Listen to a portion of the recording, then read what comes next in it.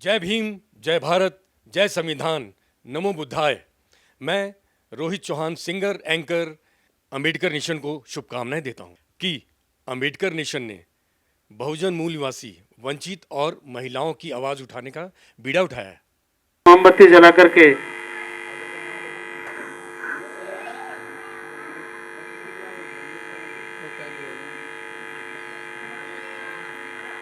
सभी हमारी जो माता बहन है वो बाबा साहब और बुद्ध के समक्ष कैंडल जला करके, मोमबत्ती जला करके कार्यक्रम का मंगलारंभ कर रहे हैं। दूर दूर सभी लाइन में बैठे, थोड़ा फास्ट नमन करेंगे लाइन बना करके। भाई साथी अमर सिंह, राजेश भाई, इनका सबका लाइन में बिठाने का आप प्रयास करें ताकि नमन करते वक्त। हाँ, अभी क्या कि हम ये मेलाओं में बैठे, थोड़ा सा उन्हें पुरानी आदत है हल्का सा। हाँ, लाइन में बिठाएं ताकि नमन करेंगे तो अच्छा लगेगा। सभी बच्चे भी लाइन लगाए स्कूल की तरह, इधर बैठे, बच्चों का पोस्टर यहाँ बना दे। हाँ ये, हाँ बच्चा लोग यहाँ बैठ जाए, बहुत सुंदर नमन करेंगे। लाइन लगाकर सभी लोग बैठेंगे फासला करके। सभी लोग अच्छे से बैठे, सुंदर लगेगा। फासला बेटा, लड़कियों बेटा फासला कर लो आपस में, ऐसे करके पूरे हाथ का फासला करो। हाँ, सभी लोग फासला बनाकर बैठेंगे। और हम सबसे पहले तिसरण पंसील करेंगे। सभी लोग जो साथी बैठे या तो करता अपना अपना स्थान ले लें, बैठ जाए और लीजिए। ये हमारी परंपरा है, पहले याचना करेंगे। श्रद्धेय अमर सिंह जी, आप याचना करें कार्यक्रम को। सभी लोग हाथ जोड़ लें, जिनके सिर पर जो कपड़ा है हटा सकते हैं वो हटा लें और वंदना की मुद्रा में बैठ जाइए और हाथ जोड़ करके जैसे बोलते हैं वैसे बोलिए। द्वार तेन कत्वं शवं अपराधं खमत में बनते तृतीयम्पि ओकाश बंदामि बनते द्वार तेन कत्वं शवं अपराधं खमत में बनते ओकाश अहम बनते त्रिशरण शह पंचशीलं धम्मं याचामि अनुग्रह कृत्वा शीलं देत में बनते ओकाश अहम बनते त्रिशरण शह पंचशीलं धम्मं याचामि अनुग्रह कृत्वा शीलं देत में बनते तृतीयम्पि ओकाश अहम बनते त्रिशरण शह पंचशीलं धम्मं याचामि अनुग्रह कृत्वा शीलं देत में बनते। जैसा मैं बोलूँ वैसा बोलेंगे। नमो तस् भगवतो अरहतो सम्मा संबुद्धस्य।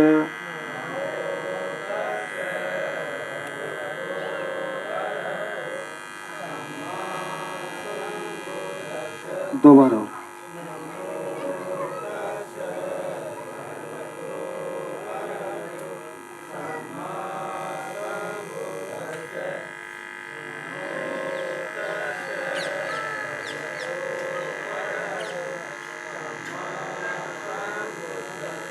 बुद्धं शरणं गच्छामि धम्मं शरणं गच्छामि संघं शरणं गच्छामि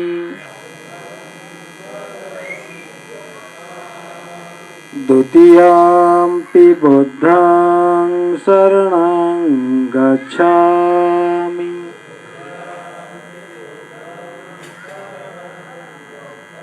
द्वितीयम्पि धम्मं शरणं गच्छामि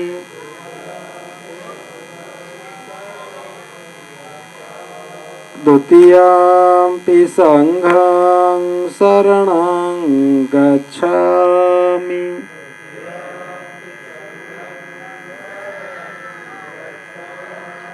तृतीयम्पि बुद्धं शरणं गच्छामि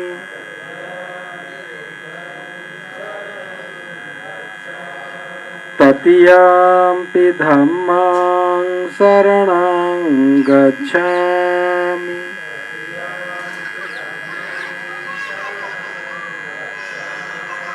तृतीयम्पि संघं शरणं गच्छामि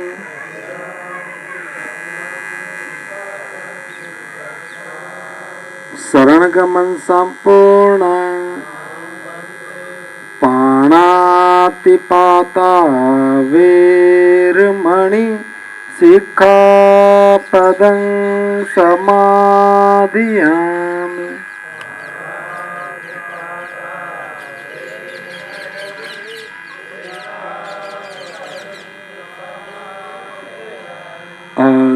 अदिन्नदाना वेरमणि सिक्खापदं समादियामि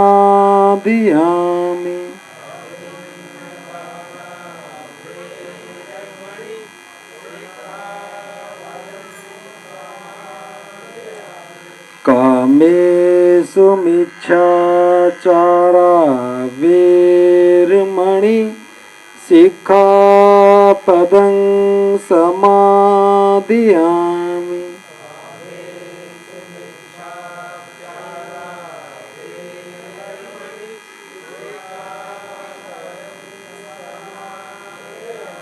मुसावादा वेरमणि सिक्खापदं समादियामि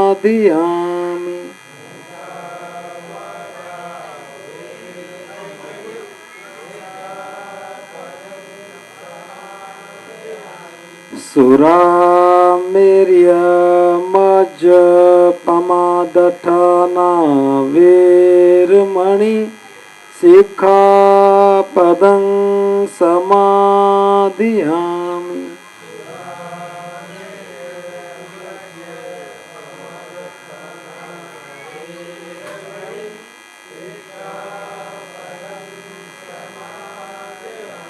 तीसरणे सद्दिं पंचशीलं धम्मं साधुकं सुरक्षितं कत्वा अपमादीन संपादितबा साधु साधु साधु बुद्धं नमामि धम्मं नमामि संघं नमामि। सभी आराम से बैठ जाएं।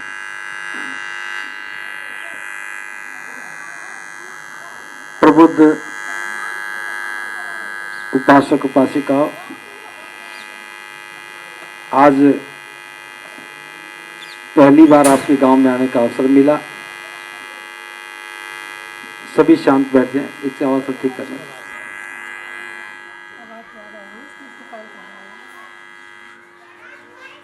आज हम अपने गौरवशाली, हाँ उन बच्चों को शांत कर देंगे, आराम से कर देंगे। आज हम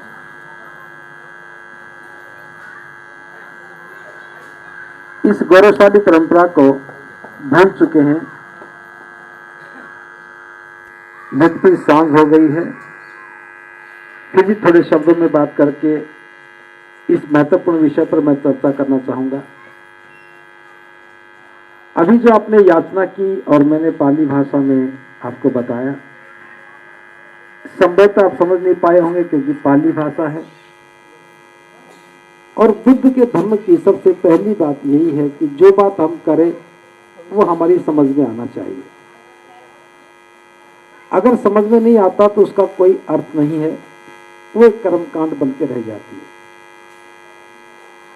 आप लोगों ने याचना की कि बनते थोड़ा समय निकालकर हमें महाकारुणिक बुद्ध की दुख मुक्ति और सुख प्राप्ति के मार्ग के बारे में बताएं। यानी कि बुद्ध के धर्म की जब भी हम बात करते हैं तो हम दुख मुक्ति और परम सुख प्राप्ति की बात करते हैं। बुद्ध के धर्म का अर्थ ही यही है, धर्म का मतलब यही है कि जो मार्ग हमने जाना है, जिस मार्ग को महाकारुणिक बुद्ध ने बताया है, हम उस मार्ग पर चलने लग जाएं और उस मार्ग पर चलने से हमारे दुख खत्म हो जाएं और सुख प्राप्त हो जाए। प्रत्येक व्यक्ति जीवन में सुख ही पाना चाहता है, कोई दुख तो पाना नहीं चाहता ना। हर व्यक्ति सुख पाना चाहता है, तो भी क्या हमारे जीवन में सुख है? मैं इसी बात पर चर्चा करूंगा, लेकिन पहले इतना जान लें कि जो 5 सीन हैं जो हमने ग्रहण किए हैं, अभी आपने यातना दी, मैंने आपको 5 सीन के दिए। ये 5 वो बातें हैं जिसको समझने से और आचरण में उतारने से हमारे जीवन के दुख समाप्त होते हैं और सुख मिलते हैं। और ये 5 बातें बहुत सामान्य हैं और सही अर्थों में यही जीवन का मापदंड है।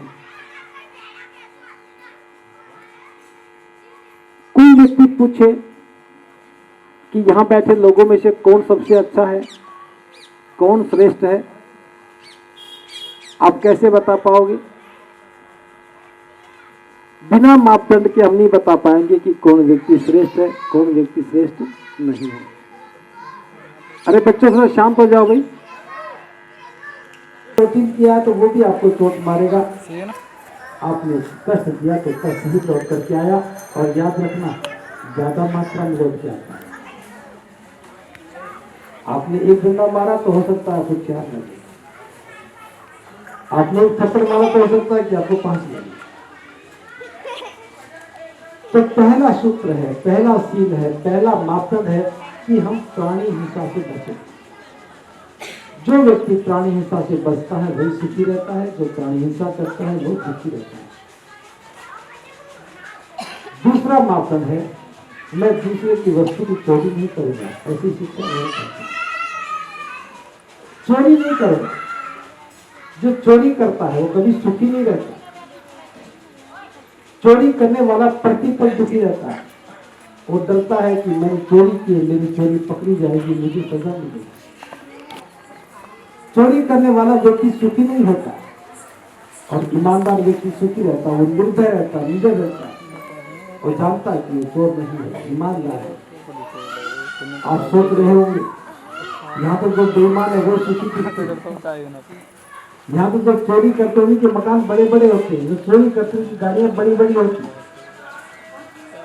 चोर आदमी सुखी है, लेकिन मेरी बात को ध्यान से समझिए। चोरी के धन से सुख का साधन नहीं सकते। चोरी के धन से बड़ा मकान बना सकते हैं, चोरी के धन से कार लेके आ सकते हैं, घर में कूलर एसी लगा सकते हैं, लेकिन सुख लेके नहीं आ सकते। सुख के साधन लेके आ सकते हैं, लेकिन साधन आने के बाद सुख दे दो जरूरी नहीं है। बहुत बड़ा मकान बना रखा है और चोरी पकड़ी जाए तो जब मकान सुख दे दे। चोरी करके आए, मकान में सो रहे, बड़ा सुरक्षित मकान है, बहुत बड़ा मकान है, लेकिन क्या नींद आ जाएगी? बाहर 3 से 7 बजे और पता लगे कि पुलिस बाहर आई है तो डर लगेगा कि मैंने चोरी की, मेरे पास से आई होगी, भले मानना आई हो। बुद्ध का कहना है कि चोरी व्यक्ति एक बार करता है, जीवन में करता है। तो ध्यान रहे कि चोरी के धन से सुख के साधन खरीद सकते हैं, सुख नहीं खरीद सकते, क्योंकि दुनिया में सुख बिकता नहीं है। कहीं सुख बिकते हुए देखा है? किसी बाजार में सुख की दुकान है, किसी खेत में सुख बोया गया है, कभी बरसात में सुख बरसा हो, आंधी में बहा हो, नदी में सुख होता हो, कुएं से सुख निकलता है। कभी सुख की कोई दुकान देखी, कोई फैक्ट्री कारखाना देखा? सुख बाहर नहीं है, हमारे कुशल कर्म सुख का द्वार खोल देते हैं, हमारे अकुशल कर्म दुख का द्वार खोल देते हैं। आपने चोरी की तो दुख का द्वार खुलेगा, दुख का द्वार खुलेगा तो दुखी ही होगा। एक बात को ध्यान रखना,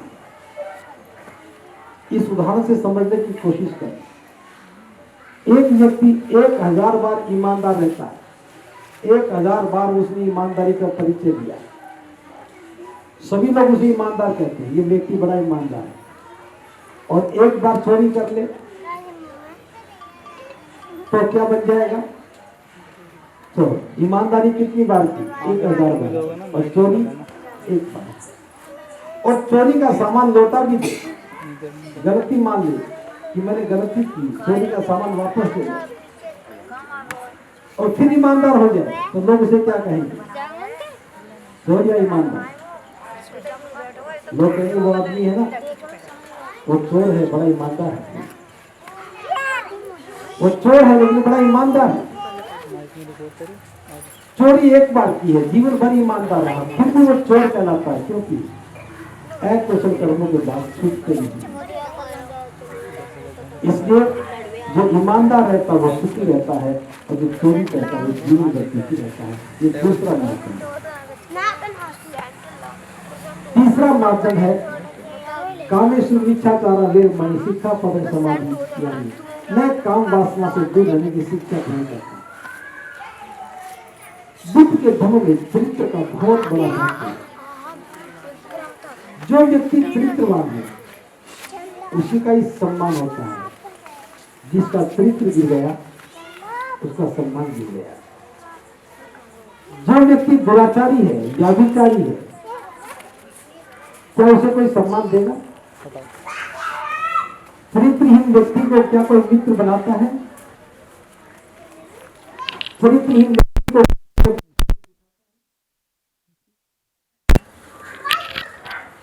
मापदंड है, जिसका सदाचरण है, जिसका जीवन सदाचरण का है, जिसके जीवन में चरित्रवान है, वो व्यक्ति सुखी है, सम्मानित है। और एक बार चरित्र गिर जाए, दुनिया की कोई ताकत नहीं किसी उठा दे।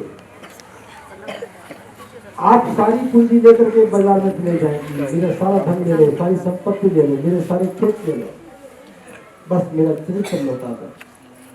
क्या तो लौटा सकता है? नहीं लौटा।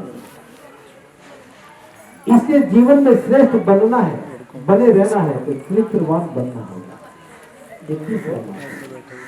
वही व्यक्ति श्रेष्ठ है, वही सुखी है जो चरित्रवान है।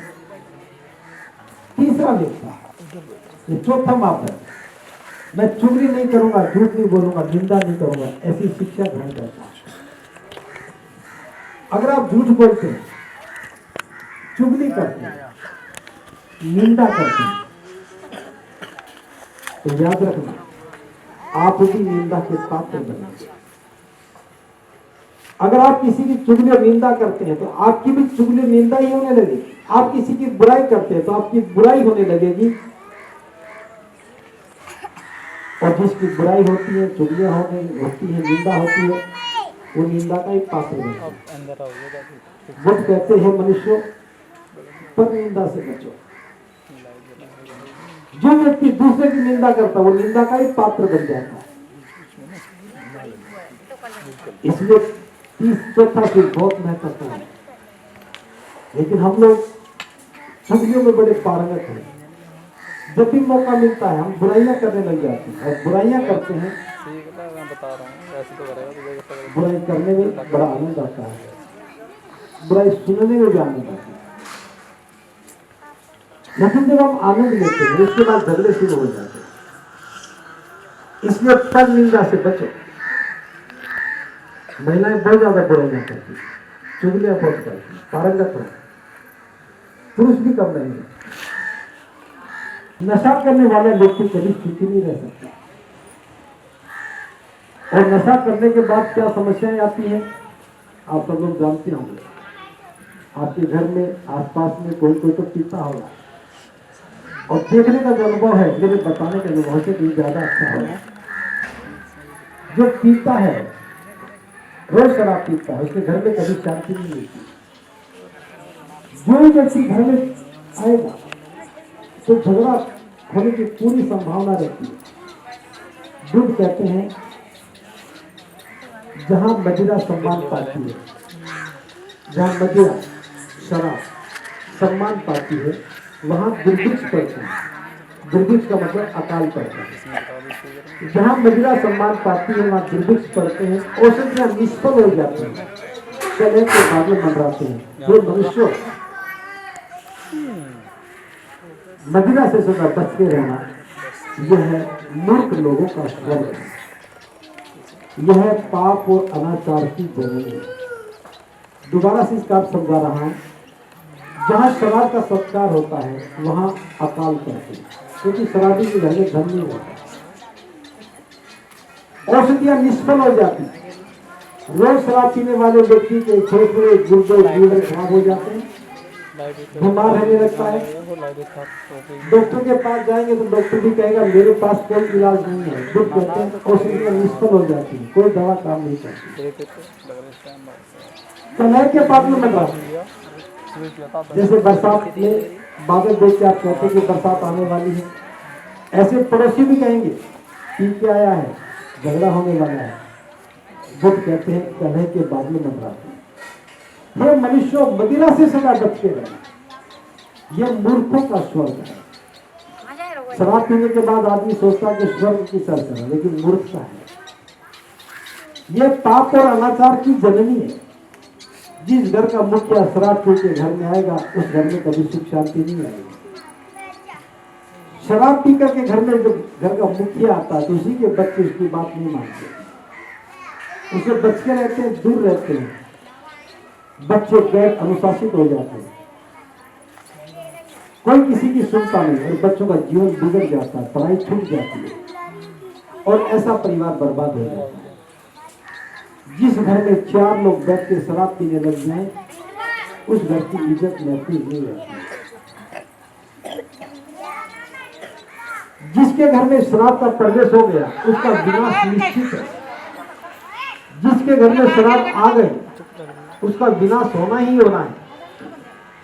इसलिए सुखी रहना है तो मदिरा से सदा बचते रहना। एक छोटी सी कहानी है, कई बार सुनी होगी, फिर सुनाता हूं। एक शराबी था, गांव का क्या नाम है? सठिया गांव का ही होगा। रोज पीता था। यह ठेका तो नहीं होगा, ठेका तो सास नहीं होगा।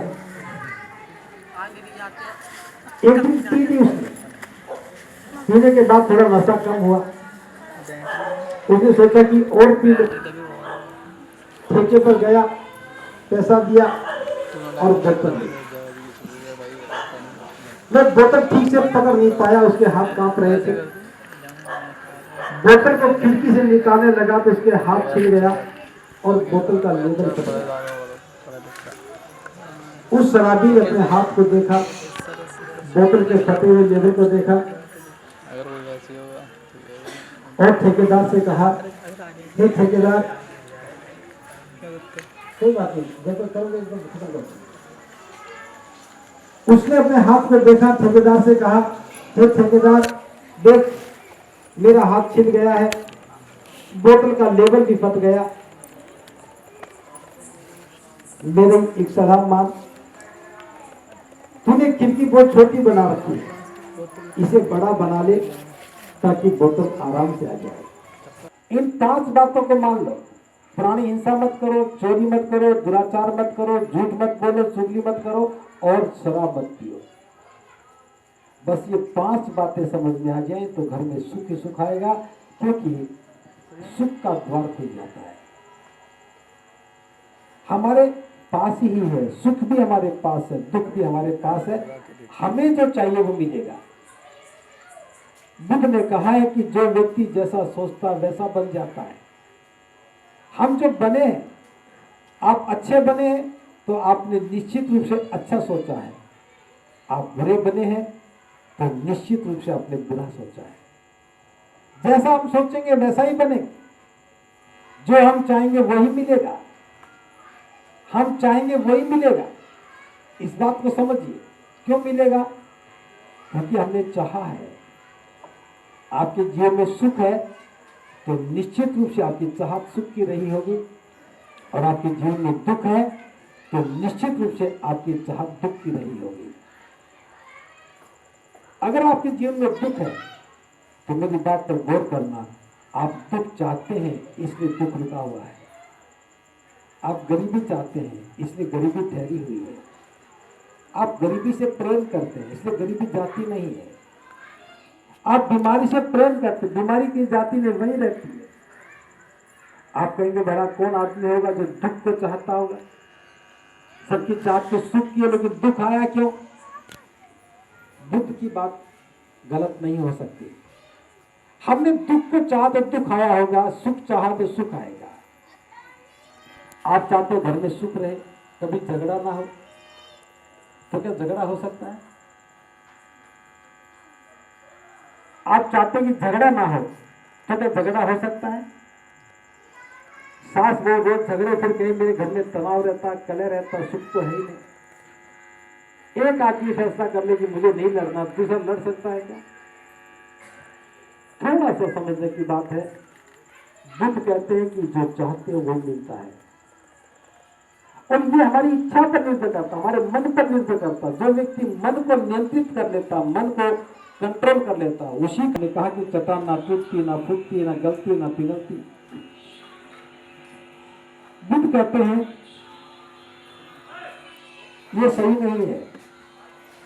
सबसे ताकतवर चट्टान नहीं होती। चट्टान से ताकतवर तो एक हथौड़ा है, लोहे का हथौड़ा, जो चट्टान पर बार बार गिरता है, बार बार चोट लगती है तो चट्टान को चकनाचूर कर देता है। एक छोटा सा हथौड़ा बड़ी से बड़ी चट्टान को चकनाचूर कर देता है। पानी के आगे बोनी हो जाती है और पानी आग को बुझा देता है, शांत कर देता है। आग से ताकतवर तो पानी है। उस व्यक्ति ने कहा ये बात तो बिल्कुल सच है, पानी में तो पार शक्ति है। जब बाढ़ आती है तो बड़े बड़े गांव के गांव बह जाते हैं, बड़े बड़े पेड़ उखड़ जाते हैं, कुछ बचता ही नहीं है। और पानी तो पानी ही है, नदियों के रास्ते तक बदल जाते हैं। ये तथागत तो सबसे मजबूत पानी ही हुआ। बुद्ध कहते हैं पानी मजबूत नहीं है, पानी से ज्यादा ताकतवर तो हवा है। पानी का कितना भी बड़ा स्रोत हो, हवा पानी को उड़ा ले जाती, भाप बनाती है, हवा को अपने साथ उड़ा ले जाती है। और कहां से कहां पानी को ले जाती है, समुद्र से पानी उठता है और ईरान इराक तक पानी ले जाती है।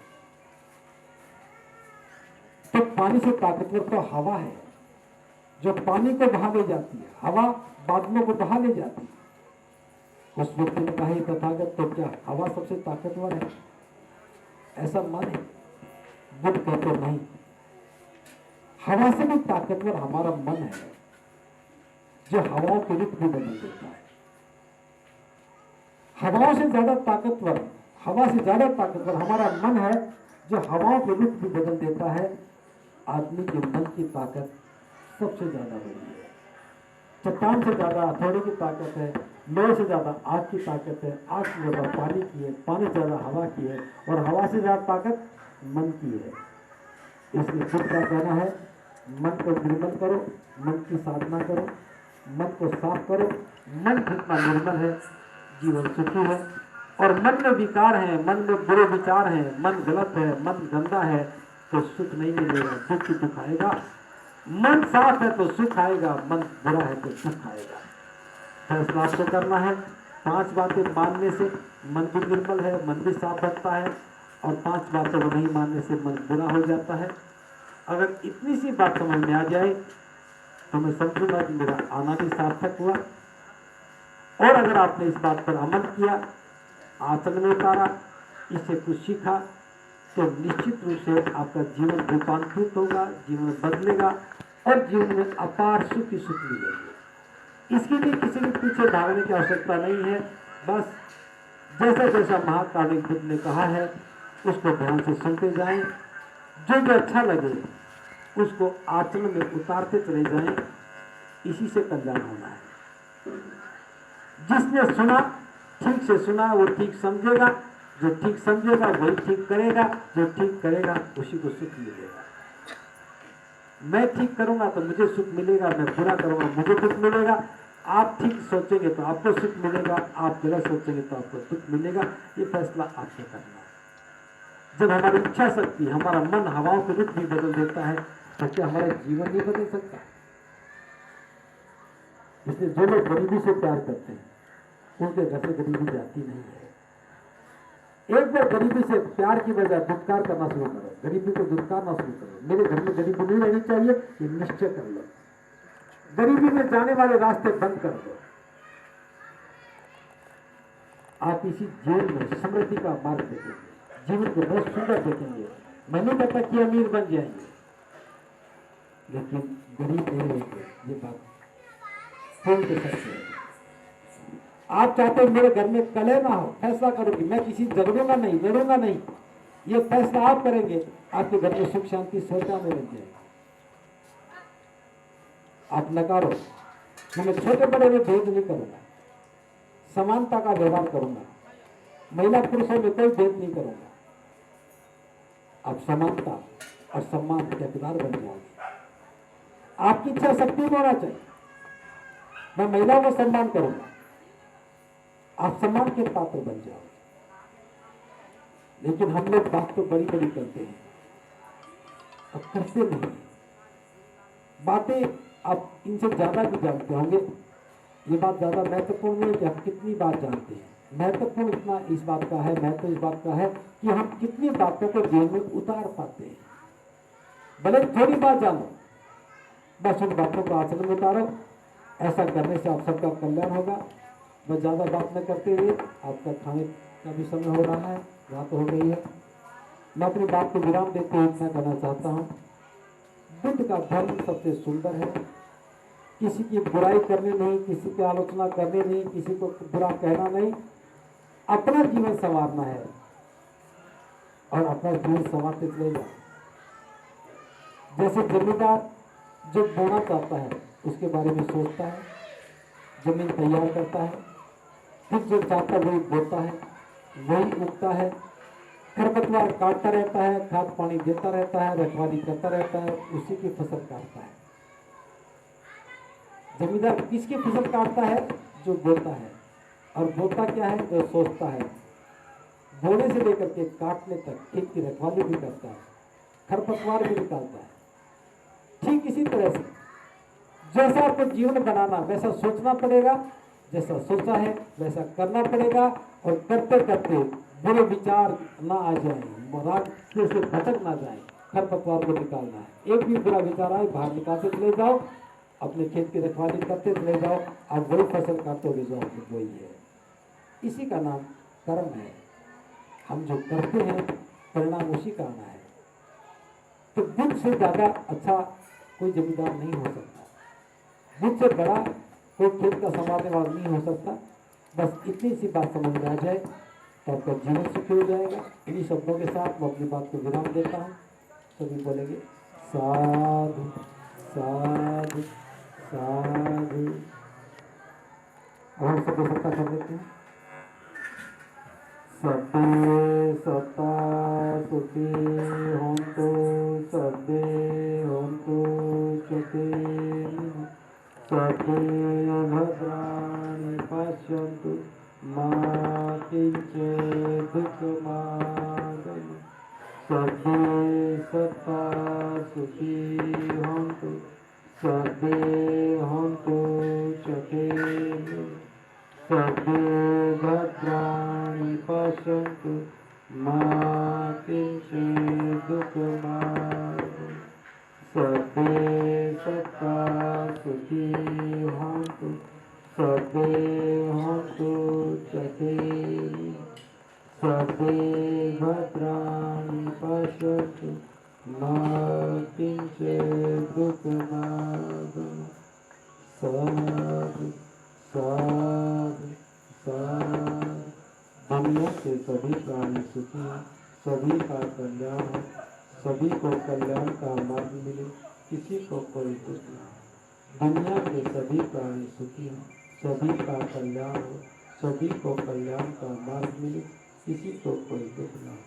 दुनिया के सभी प्राणी सुखी हैं, सभी का कल्याण हो, सभी को कल्याण का मार्ग मिले, किसी को कोई दुख ना। सा सा सा बुद्धाय नमः, भगवान नमः, संघाय नमः।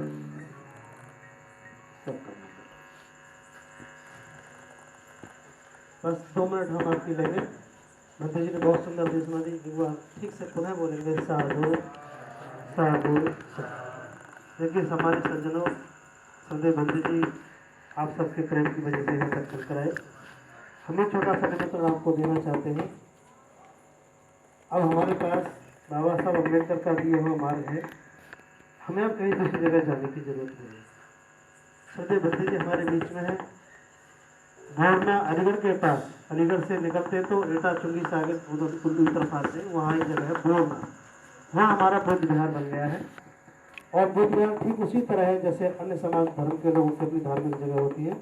ईसाइयों का गिरजाघर होता है, इस्लाम के मानने वालों का मस्जिद होती है, हमारा भी सबका जो बुद्ध विहार है। मेरा आपसे निमंत्रण है, आपके घर में जब भी कोई खुशी का कार्यक्रम हो, आप लोग भी बुद्ध विहार पर आना प्रारंभ करें।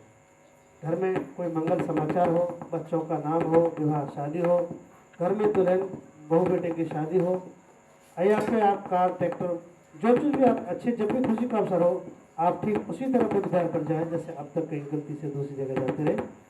अपनी खुशियों का, अपने संस्कारों का पूरा कार्यक्रम बुद्ध विहार पर होता है। वहाँ के अलावा अगर यहाँ भी आप बुलाना चाहेंगे तो हमारी टीम यहाँ हमारे भी आपके बीच में आ सकती है।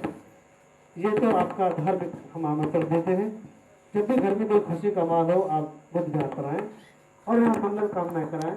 फूलों की वर्षा के साथ हम आपके लिए मंगल कामनाएं करते हैं मंदिर जी, और ये हमारा अपना संस्कार है। जब भी घर में एक बार पुनः बता रहा हूँ, बच्चे का नाम रखना हो, घर के मकान की नींव रखनी हो, घर में किसी की नौकरी लगे, कोई भी खुशी का काम हो, आप महाकारुणिक बुद्ध के वहाँ पहुँचें और अपना मंगल संस्कार कराएं। दूसरा नौजवानों से एक निमंत्रण और है, बुधवार घोरना पर बहुत बेहतरीन लाइब्रेरी खुली है, BRC। माननीय साहब काशीराम साहब ने एक अवधारणा दी थी बुद्धिस्ट रिसर्च सेंटर की, जिसे सर्वे भक्ति करुणा सिंह जी ने पूरा किया है। वहाँ बेहतरीन लाइब्रेरी है, आप हमारे समाज के नौजवान बहन बेटियाँ वहाँ अध्ययन कर सकते हैं। आपके लिए जितनी अच्छी सुविधा हो सकती है, हम सब ने समाज के सहयोग से प्रयास किया है। कोई भी वहाँ रह करके अध्ययन कर सकते हैं। प्रातः 8 बजे से शाम को 6 बजे तक लाइब्रेरी चलती है। बहुत अनुशासित प्रिय लाइब्रेरी है। उसमें छात्रों को भी हम 2 बार श्रद्धेय बंदे जी चाय पिलाते हैं, बच्चों को जो रहते हैं वहाँ, और बहुत खूबसूरती के साथ वो चल रही है। इसके बाद तीसरी बात, जो लोग अगर आप इसको अच्छा महसूस करते हैं, मेरा नाम बुद्ध अलंकार बौद्ध है, हमें धम्मों से प्रशिक्षण मिला है। हम सरकारी सेवाओं रहने के बाद भी आपके गांव तक पहुंचते हैं। ऐसे आपके बीच में कोई साथी बेहतरीन कार्यकर्ता बनकर समाज में सेवा करना चाहे, प्रशिक्षण लेना चाहे, धर्ममित्र के रूप में काम करना चाहे, तो वहाँ बुद्ध विहार पर नियमित रूप से महीने में प्रशिक्षण होते रहते हैं। यहाँ के नौजवान साथी, चाहे वो हमारी पढ़ी लिखी बहू बेटी है या कोई नौजवान लड़का है, वो यहाँ सीख करके प्रशिक्षण लेकर के एक अच्छा कार्यकर्ता बनना चाहे तो वो सीख सकता है। हम धर्ममित्र के रूप में उनको आमंत्रित करते हैं।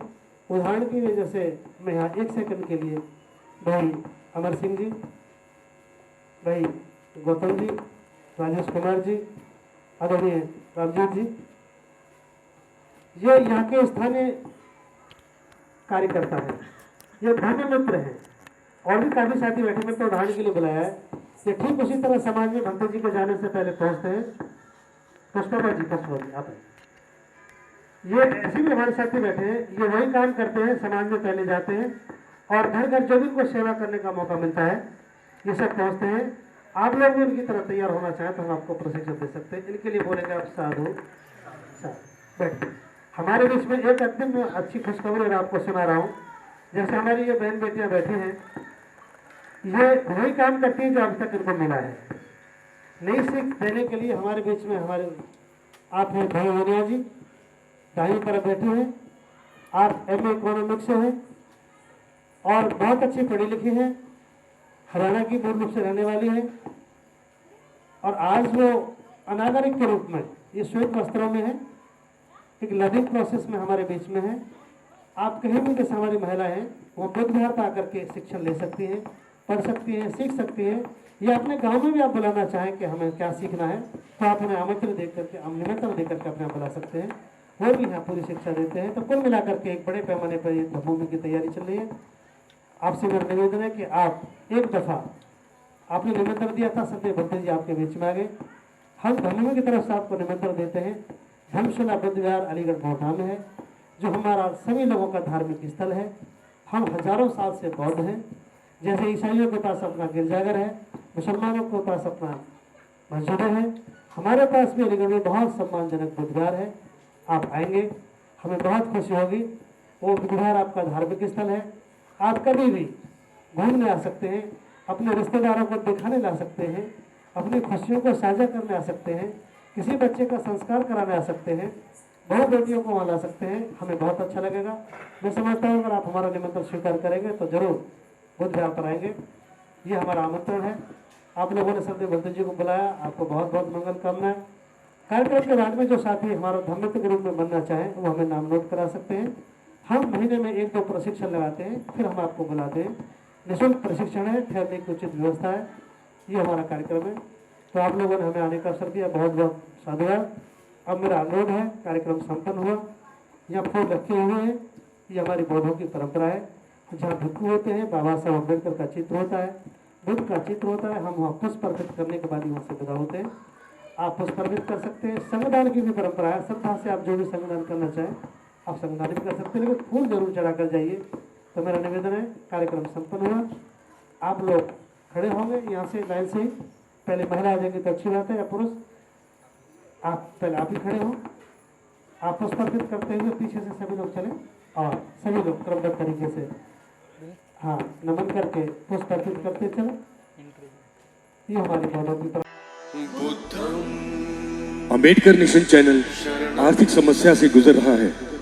अगर आप बहुजन समाज में बाबा साहेब अंबेडकर और तथागत बुद्ध की विचारधारा को अधिक से अधिक लोगों तक पहुंचाना चाहते हैं तो हमें आर्थिक सहयोग प्रदान करें, ताकि हम अपने चैनल के माध्यम से देश विदेश में समता, बंधुता, एकता और संवैधानिक अधिकारों को ज्यादा से ज्यादा लोगों तक पहुंचा सकें। अंबेडकर नेशन चैनल जो YouTube पर भी प्रसारित होता है, प्रस्तुतकर्ता गौतम रत्नम। आप अपनी सहायता राशि नीचे लिखे खाते में जमा करा सकते हैं। खाता धारक गौतम रत्नम। खाता संख्या 316957685651। IFSC code SBIN 0060336। बैंक भारतीय स्टेट बैंक। आप हमारे बैंक खाते का विवरण स्क्रीन पर भी देख सकते हैं।